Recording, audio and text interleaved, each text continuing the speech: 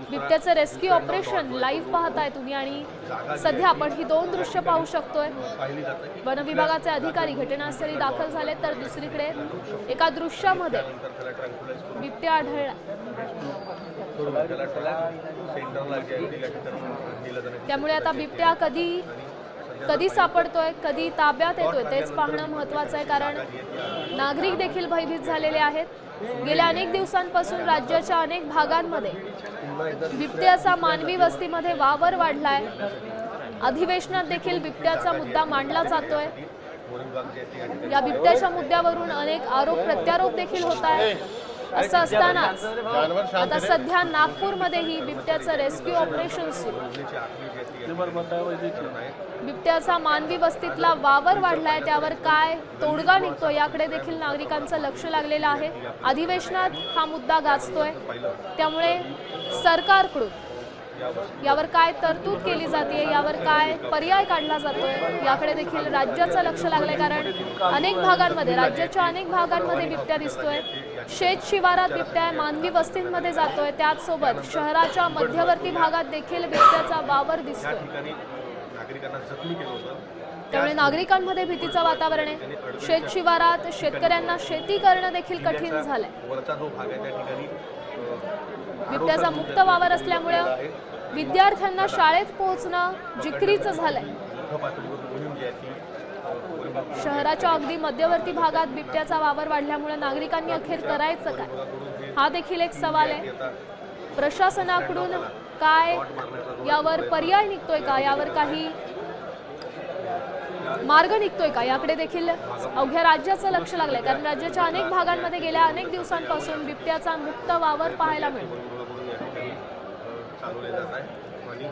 अनेक ठिकाणी यावर पर्याय म्हणून, तोडगा म्हणून पिंजरे देखील लावण्यात आलेत, मात्र बिबटे शिताफीनं त्यातून निसटतायत, त्यात पकडले जात नाही। त्यामुळे वन विभागासमोर देखील हे मोठं आव्हान आहे। या संदर्भात अधिकची माहिती देत आहेत आपले प्रतिनिधी पराग ढोबळे। पराग, काय सांगाल, गेल्या किती वेळापासून हे रेस्क्यू ऑपरेशन सुरू?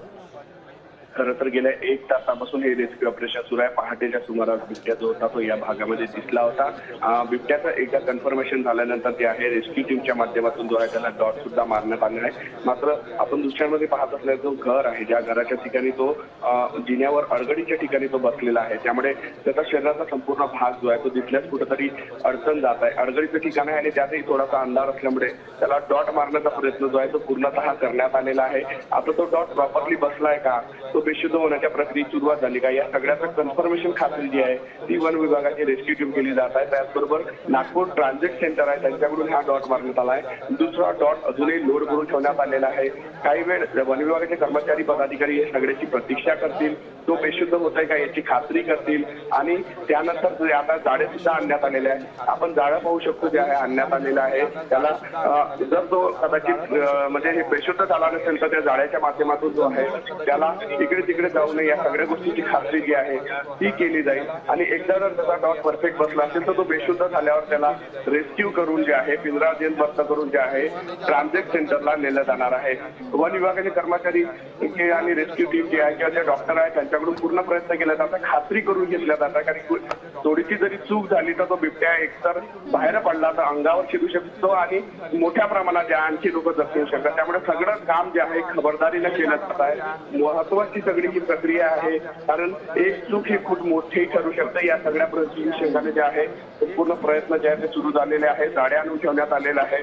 डॉट मारल्यानंतर खात्री केल्याशिवाय जे आहे कुठलंही पुढचं पाऊल उचलल्या जाऊ शकणार नाही, कारण बिबट्याच्या जवळ गेला आणि डॉट बसला असेल तर तो बिबट्या जर बाहेर आला तर वन कर्मचारी जखमी होऊ शकते किंवा इकडे तिकडे पाहायला तर लोक जखमी होऊ शकते। या सगळ्या गोष्टीची खात्री करण्याचं काम जे आहे वन विभागाची रेस्क्यू टीम ट्रान्झिट सेंटरची रेस्क्यू टीम केली जात आहे। जाळे आणले जात आहे, हिरव्या नेट जे आहे ते आणले जात आहे आणि नक्कीच पराग, काही क्षणांसाठी मी तुम्हाला थांबवेन, तुम्ही असेच जोडले राहा। पण प्रेक्षकांसाठी बातमी पुन्हा एकदा सांगते, नागपुरातली ही घटना आहे।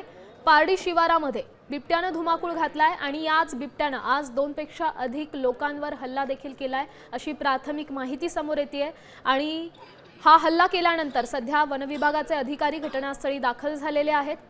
वनविभागाकडून हे रेस्क्यू ऑपरेशन सुरू आहे। ही ताजी दृश्य आपण सध्या साम टीव्हीच्या माध्यमातून पाहत आहात।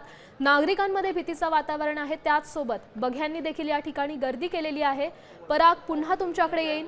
मला सांगाल, सध्या रेस्क्यू ऑपरेशन सुरू आहे, एकीकडे बघ्यांनी गर्दी केलेली आहे, त्यामुळे या गर्दीमुळे रेस्क्यू ऑपरेशनला काही अडचणी येण्याच्या शक्यता आहेत का?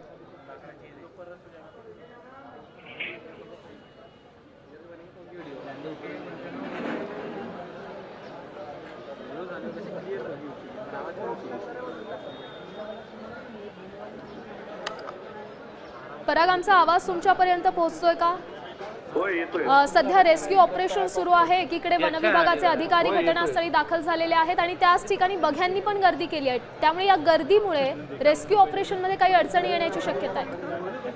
याची गर्दी जेव्हा असते आणि जेव्हा लोक ओरडतात, अशा वेळेस जो आहे तो बिबट्या घसरतो आणि तो कुठल्याही दिशेने जाऊ शकतो। त्याला हे सगळं कळत नाही की त्याच्यासाठी सुरू आहे, त्यामुळे मोठी दुर्घटना होण्याची शक्यता असते, भीती असते। त्यासाठी वन विभागाचे कर्मचारी आहे, पोलीस आहे, तो त्या लोकांना शांत राहण्याचं आवाहन करते आहे। कारण हे जर अचानकपणे ओरडल्या बिबट्या जर दिसरला तर तो कुठेही जाऊ शकतो आणि जास्त लोकांना जखमी करू शकतो।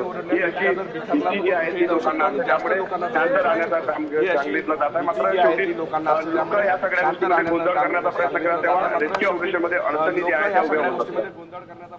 नक्कीच सध्या अडचणी जी आहे त्या उभ्या होत असतात। या संदर्भात नक्कीच नागरिकांमध्ये भीतीचं वातावरण आहे। काही प्रतिक्रिया आपल्यापर्यंत पोहोचतात।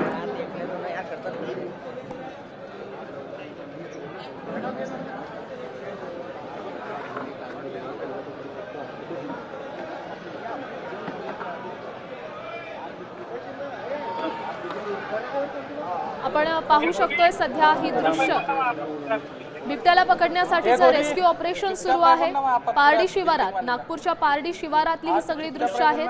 गेल्या 2 दिवसांपूर्वीच बिबट्या इथं आढळला होता, मात्र सध्या याच बिबट्यानं सकाळी 2 पेक्षा अधिक लोकांवर हल्ला केल्याची माहिती समोर आली आणि त्यानंतर वनविभागाची टीम घटनास्थळी दाखल झाली आहे। सध्या पोलिसांचा देखील चोख बंदोबस्त या ठिकाणी तैनात करण्यात आलाय। आपण पाहू शकतोय बिबट्या अडगळीच्या ठिकाणी गेलेला आहे, त्यामुळे त्याला पकडण्यात काही अडचणी येत आहेत। परिसरात बघ्यांनी देखील मोठी गर्दी केलेली सध्या आपण पाहू शकतोय। गेल्या 1 तासांपासून बिबट्याला पकडण्यासाठीचे शर्थीचे प्रयत्न वनविभागाकडून करण्यात येत आहेत।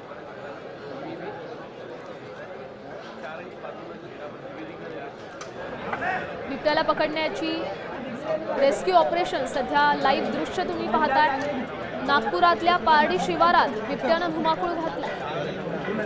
गेल्या अनेक दिवसांपासून राज्याच्या अनेक भागांमध्ये बिबट्यांचा मानवी वस्तीमधला शिरकाव हा वाढलेला आहे आणि याच मुद्द्यावरून अधिवेशन देखील तापलंय। अधिवेशनात देखील हा मुद्दा तापलेला आहे।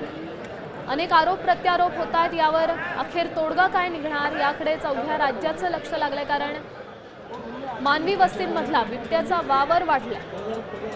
बिबट्याला जेरबंद करण्यासाठीचे हे प्रयत्न सध्या सुरू आहेत। वनविभागाची टीम घटनास्थळी दाखल झालेली आहे। बिबट्याला पकडण्यासाठी जाळी आणण्यात आली आहे। बिबट्या अडगळीच्या ठिकाणी लपला असल्या कारणामुळे त्याला पकडण्यासाठी सध्या मोठं आव्हान या टीमच्या समोर आहे। पोलिसांची टीम देखील घटनास्थळी दाखल झालेली आहे। बघ्यांनी मोठ्या प्रमाणात गर्दी केली।